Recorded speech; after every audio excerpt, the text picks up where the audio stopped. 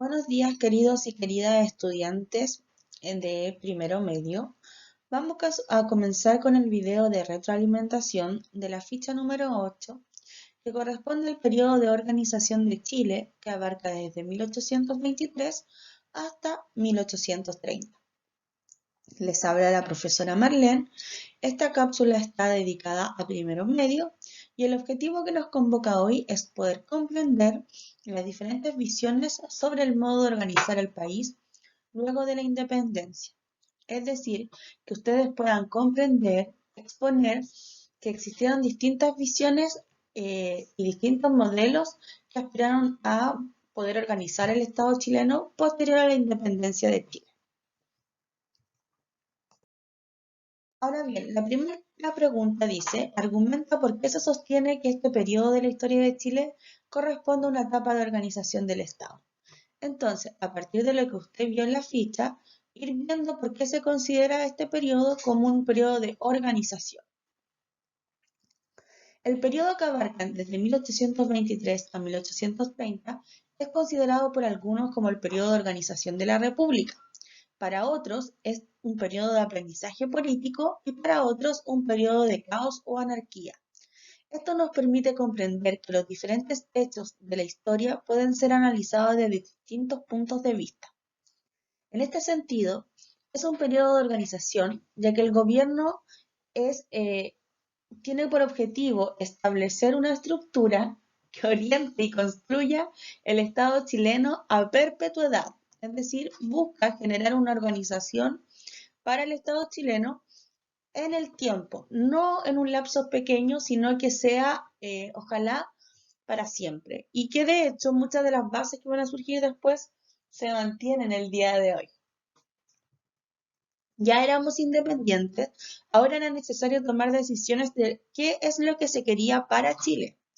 Ser unitario o federal, ser liberal o conservador, eran decisiones que sí o sí se debían tomar. Quizás no estuvimos a la altura de decidir mediante el diálogo, pero la guerra civil cerró este periodo de incertidumbres y ensayos. La segunda pregunta hace referencia a la lectura de dos recursos en su libro de historia, el recurso 58 y el recurso 59. El recurso 58 dice, una buena parte de la explicación del desarrollo inusual de la historia chilena se apoya en lo que puede llamarse de la manera más apropiada gobernabilidad del país en el momento de su independencia, especialmente en los aspectos básicos de territorio y población. Pues Chile era un territorio muy compacto, habilitado por una población también compacta, según Simón Collier. Y el segundo texto habla de Sergio Villalobos y habla en materia principalmente económica y dice, en el plano económico y social, el rastro de la independencia era muy negativo. El financiamiento de la lucha había obligado a establecer nuevos impuestos y se había exigido a la gente que contribuyese con sus bienes. Algunas áreas rurales habían quedado arrasadas para no dejar recursos al contenedor y tanto los gobiernos realistas como patriotas habían despojado las haciendas a sus enemigos, creando un desorden en el campo. Además, el cierre momentáneo del mercado peruano para el trigo chileno y otras perturbaciones del comercio habían deteriorado la fortuna de los particulares. O sea, es una mirada ligada esencialmente a la... Entonces, luego de haber leído los documentos, deben contrastar las visiones de Collier y Villalobos. Yo utilicé una tabla porque de esta forma es mucho más organizado el proceso. Y dice, Simón Collier establece una mirada más general del proceso que había vivido Chile en relación a la realidad de toda América hispana, pues lo compara con México, con Nueva Granada, con Perú. En cambio, Sergio Villalobos se centra en un análisis directamente al Estado chileno y a los problemas que enfrentaba luego del proceso de independencia. De cierta forma estaba diciendo lo imperativo que era organizar rápidamente el Estado para poder salir de la crisis nacional. En segundo lugar, Collier dice que plantea aspectos de la gobernabilidad, relacionándolo directamente con el concepto de territorio y de población. Dos conceptos que son necesarios que se integren dentro de la estructura de un Estado nacional, como era el Estado que se quería crear en Chile. En segundo lugar, Sergio Villalobos hace una exhaustiva declaración de los problemas que enfrentaba la economía, que era principalmente agraria, y los nombra: nuevos impuestos, expropiaciones de tierra, pérdida del mercado peruano, entre otros. O sea, exhibe detalladamente la crisis.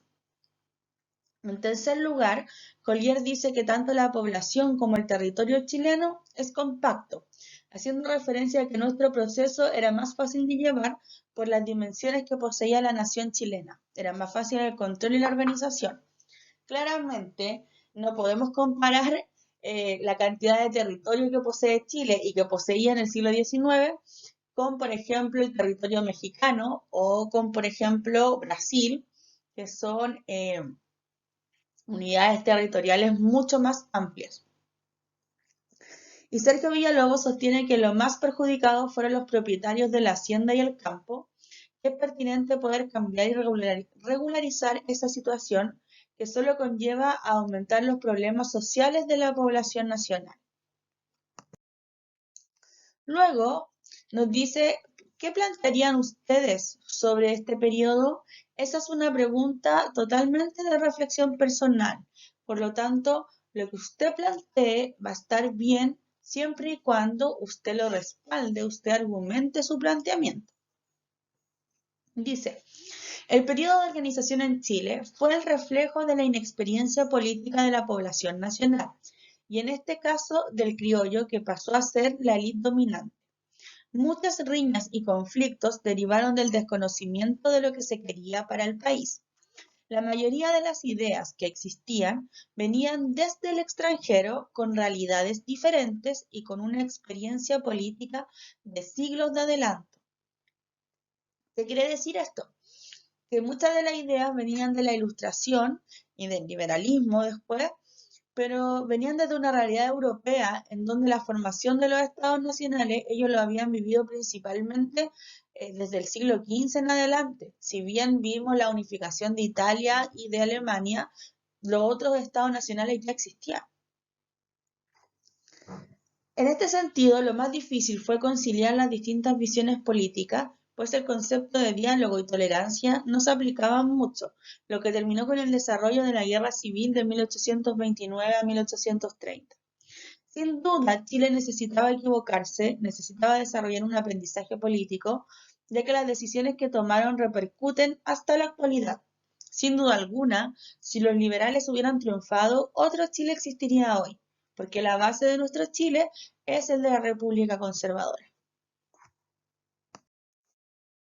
Luego, dice, ¿cuáles de los desafíos mencionados te parecen más relevantes para conformar la República? ¿Por qué? Cuando habla de los desafíos mencionados, está hablando de la información que sale en la página 109 de su libro de historia. Y son 4. Dice, conciliar las distintas visiones políticas. Este punto es importante, ya que es imprescindible aunar las ideas en una postura integradora que aporte desde todos los grupos políticos que existían, pero creando una estructura armónica para la construcción del Estado chileno. Las divisiones no ayudan a concretar la situación y a hacer que el país saliera adelante de la crisis en la que se encontraba por el proceso de independencia. Así que lo que usted tiene que hacer, leer la página 109, los 4 puntos y desarrollar son los aspectos más importantes. El segundo tema dice conseguir una situación económica estable, y también usted puede relacionarlo con lo que leímos recién sobre Villalobos. Sin una buena economía, las sociedades no avanzan y los problemas proliferan. Por ello, solucionar la situación económica del país significaba salir de la crisis y comenzar a avanzar en la nueva nación. Por ello era necesario que las decisiones políticas se tomaran lo antes posible y dejaran de dilatar el problema. ¿Qué quiere decir esto? Que Las guerras por la independencia terminaron la última gran guerra fue en 1818 y luego, a pesar de que siguieron existiendo conflictos, principalmente en la zona sur del territorio, que fue donde más costó sacar a los españoles, pero a pesar de todo eso, ya no habían grandes conflictos y ya habían pasado muchos años y seguían habiendo esta crisis económica y era esencialmente porque no había una organización política. Entonces, mientras más rápido se solucionara la crisis, más rápido o sea, mientras más rápido se solucionara la situación política, más rápido se iba a solucionar la crisis. Luego dice conformar una identidad propia. Sin duda, para formar una nación es necesario desarrollar ese sentimiento de apego con ella. A eso le llamamos la construcción de la identidad nacional, sentirse parte de algo importante. Por ello, la creación de los símbolos patrios, el himno nacional, aportaron en su creación. En este sentido, aquí relacionamos la conformación de la identidad propia con la cápsula de historia anterior que habló sobre la nación y el nacionalismo. Es decir, para la formación del Estado Nacional chileno es necesario que exista una nación cohesionada. Y eso es la generación de este sentimiento de pertenencia con ese territorio en específico. Si no nos sentíamos parte del territorio nacional chileno, no vamos a poder sentirnos chilenos y no se iba a poder construir el Estado chileno. Por lo tanto, están relacionados. Y por último, defender el territorio nacional. De esto no hemos trabajado tanto aún, pero más adelante lo volveremos a ver. Uno de los problemas que surgieron en América y Chile no fue la excepción, fue el proceso de consolidación territorial. Recuerden que siempre les digo que el concepto de territorio es un concepto político y se relaciona con el Estado. ¿Ya? El Estado funciona dentro de un territorio en específico delimitado con límites y fronteras claras. Por lo tanto, esto implicó que surgieran conflictos armados con las naciones limítrofes. Es durante el siglo XIX va a ser fundamental, ya que nos veremos inmersos en distintos conflictos armados, como es la guerra contra la Confederación Perú-Boliviana o luego la Guerra del Pacífico. ¿Por qué se generan estos conflictos? Porque en verdad en el siglo XIX en la América hispana está un fenómeno centrado en la América que pertenecía al Imperio Colonial Español. La estructura de la división territorial estaba ligada a el mapa colonial que habían generado los españoles. Pero como nosotros vimos en el ejemplo de la Gran Colombia, queremos a lo mejor unificar territorios, pero las características culturales, las características lingüísticas, las costumbres, etcétera, hacen que la unión no pueda persistir y deban separarse. Y también de ir generando y construyendo tu propio territorio nacional. Por lo tanto, durante el siglo XIX van a ser muchos los conflictos en lo que va territoriales en América hispana, producto de consolidar el territorio nacional a partir de todos los estados. Por eso Chile no es la excepción y se va a enfrentar a la Confederación Perú-Boliviana en la primera mitad del siglo XX y nuevamente contra Perú y Bolivia en la Guerra del Pacífico en la segunda mitad del siglo XIX. Ahora bien, usted tenía que hacer un diagrama de Venn y en ese sentido, por la diapositiva era muy complicado trabajar con los círculos, así que lo hice en una tabla, pero si se dan cuenta, de igual forma los conservadores al lado izquierdo, los liberales al lado derecho y en el centro los aspectos que tienen en común. A partir de esto, ustedes si lo hicieron en formato de tabla también no hay ningún problema porque se entiende muy bien la lógica. Ahora bien, ¿qué querían los conservadores? Los conservadores querían un gobierno fuerte y centralizado, ya centralizado principalmente en la capital del país. Fuerte para que estableciera un orden y una organización muy estricta. Luego querían amplios poderes al poder ejecutivo, es decir, que el presidente tuviera mayor facultades que el poder legislativo y el poder judicial. Los conservadores buscaban mantener la estructura colonial con muy pequeños cambios, porque en verdad a ellos no les afectaba el sistema colonial, sino por el contrario, el sistema colonial les facilitaba mantener el control y el poder dentro de los territorios. Reciben un exhaustivo apoyo de la Iglesia Católica y van a hacer que la Iglesia también participe en los temas políticos. Y una de las características de los conservadores es el concepto de orden, es decir, para ellos el orden es la civilidad. Por otro lado, los gobiernos liberales buscan un gobierno descentralizado, es decir, que el poder se divida de forma equitativa dentro de todo el territorio nacional y no solo en la capital. Los liberales también van a querer igualar los poderes entre el Ejecutivo y el Legislativo, ¿ya? Es decir, que tanto el presidente como la Cámara de Diputados y de Senadores puedan tener atribuciones similares para su desarrollo.